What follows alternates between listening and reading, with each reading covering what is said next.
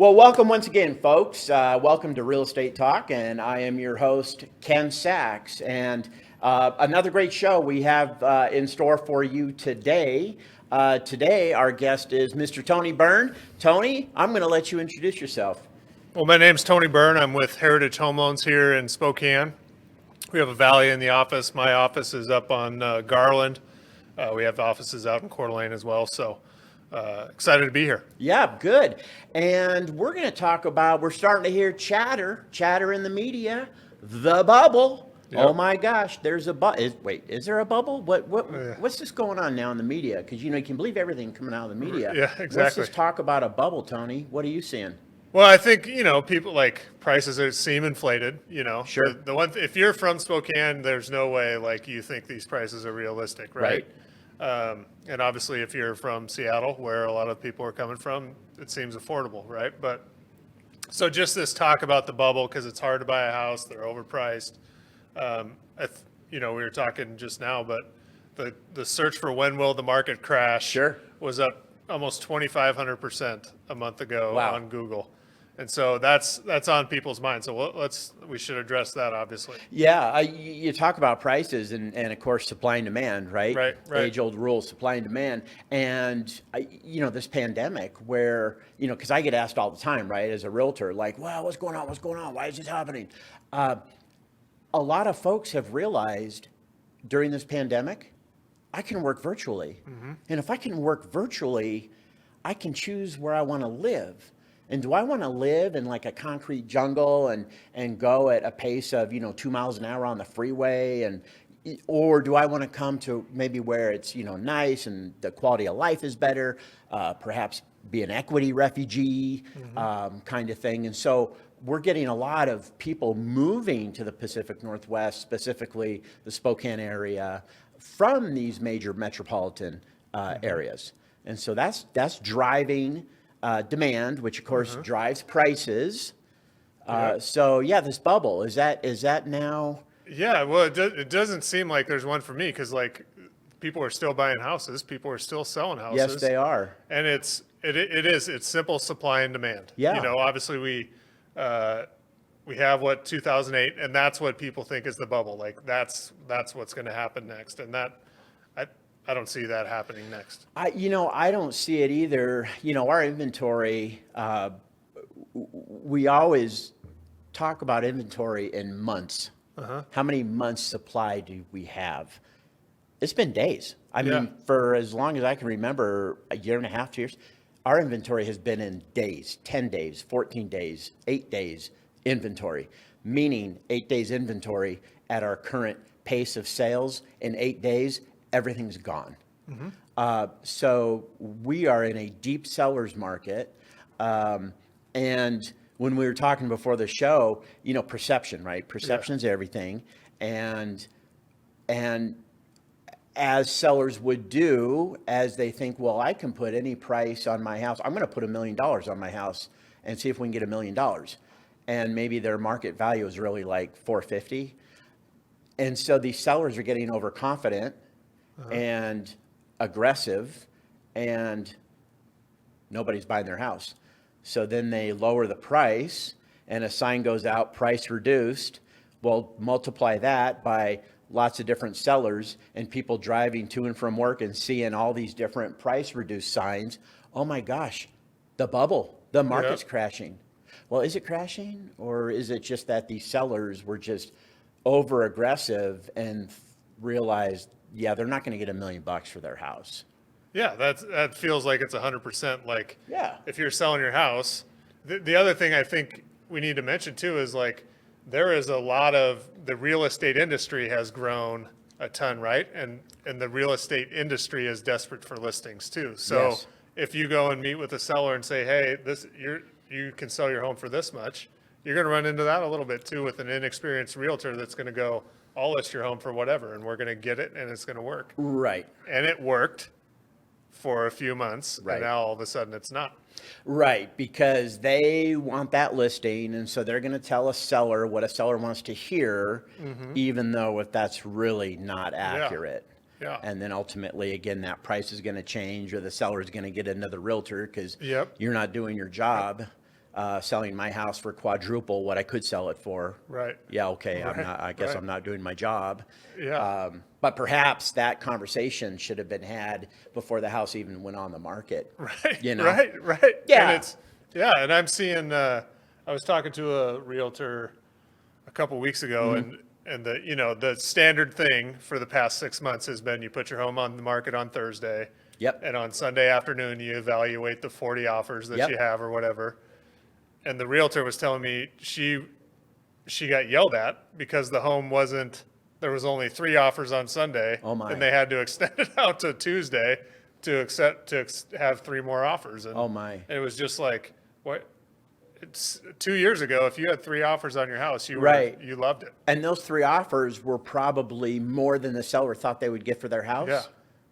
But they wanted more. Yep. I want more. Yep. And so then again, we have, where prices are going down and things are happening. Yeah. Yeah, it's just a really awkward time. How is it? I want to buy. Like, what's the climate now in the lending environment? Well, it's tough. I mean, if you're getting a mortgage, it's a challenge, right? Because the 25% of transactions are cash now. So you're competing with a cash offer.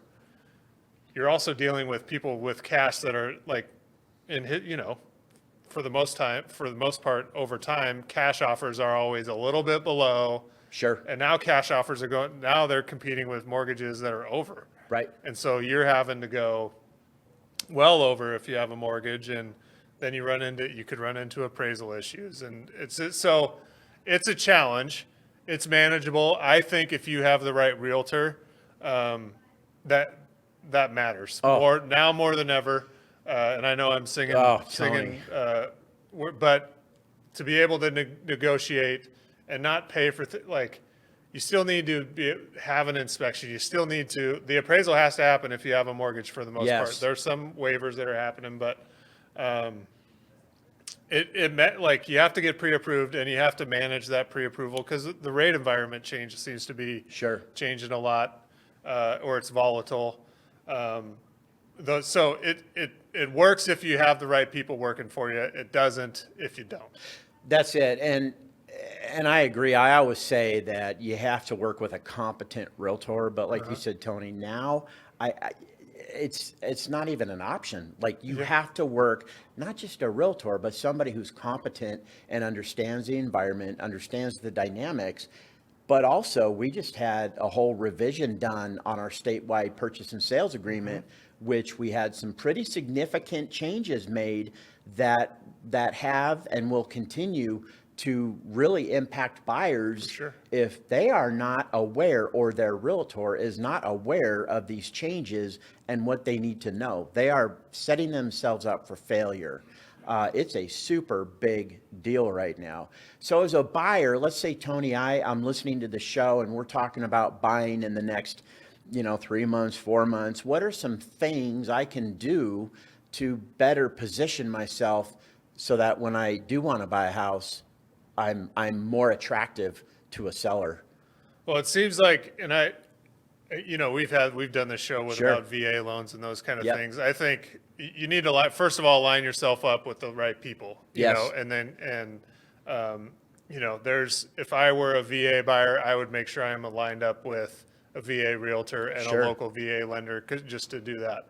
If I were an FHA buyer, I would probably look at how can I improve my credit? How can I improve my down payment? And same thing if I was a VA buyer, because there's certain things like down payment helps, even though you don't have that option.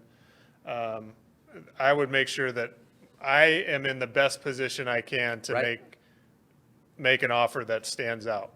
Right. And how would I find out what I could do as a buyer? Like, I understand what you're saying.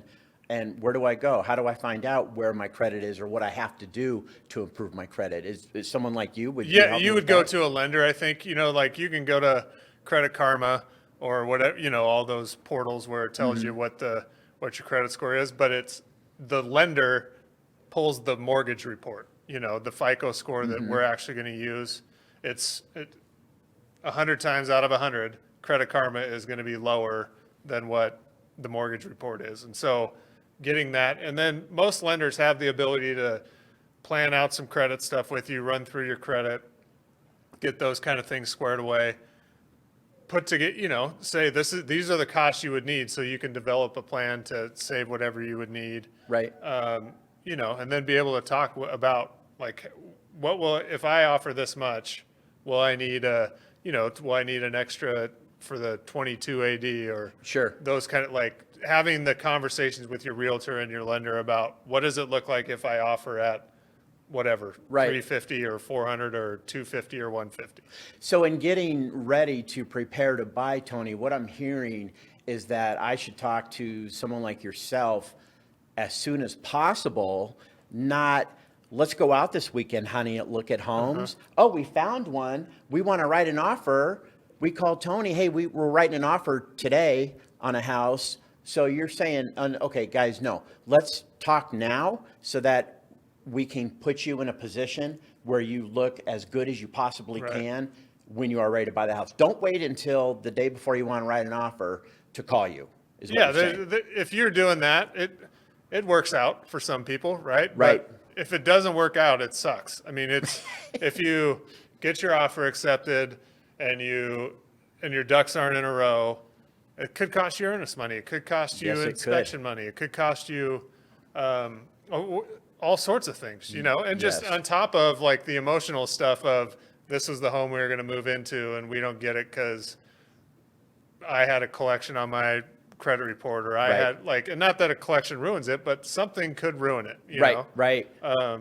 Yeah, so just meet with people that are going to help you. It doesn't commit you to anything. It just if I were to meet with you as a realtor and say, hey, I want to go look at houses, I'm not committed to one, using you, or two, buying a house. It's about having a discussion to get yourself set up for success. Right. And with about a minute left here, I mentioned the revisions to the forms and our financing addendum.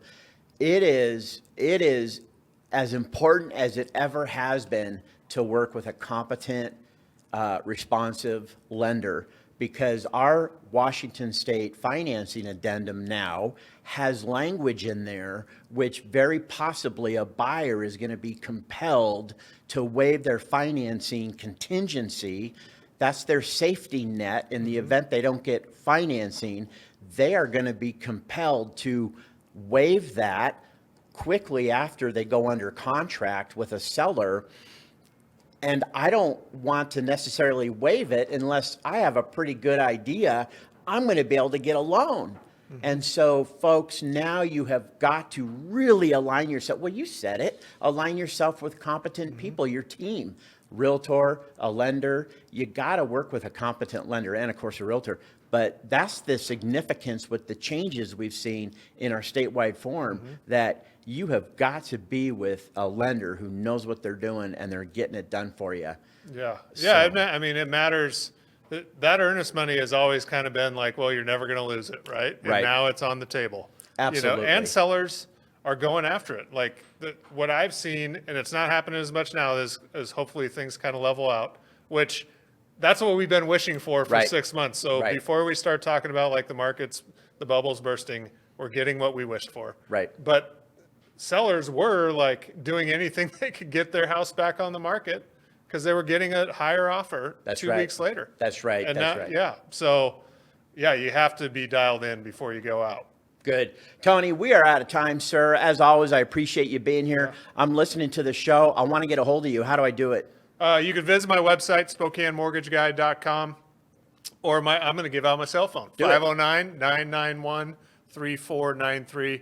I answer that for mortgage questions, and I'm sure you're going to call me for other questions now. There you go. Tony, thank you for being here. Folks, thank you for joining us on Real Estate Talks, and we'll see you next time.